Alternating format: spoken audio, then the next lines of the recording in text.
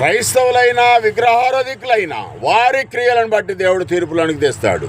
దేవుడు మంచివారి మీదను చెడ్డవారి మీదను తన వర్షాన్ని కురిపిస్తున్నాడు, తన సూర్యుని ప్రకాశింపజేస్తున్నాడు.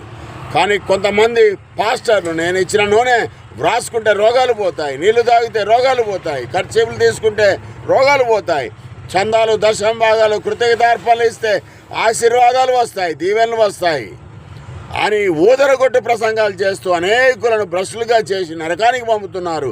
క్రీస్తు భక్తులారా, వివేచన కలిగి జీవించండి, మీ రక్షణను కాపాడుకోండి, నిత్య జీవం పొందండి. క్రీస్తును నమ్మని వారే మరీ ఎక్కువగా అభివృద్ధిలో ఉన్నారు.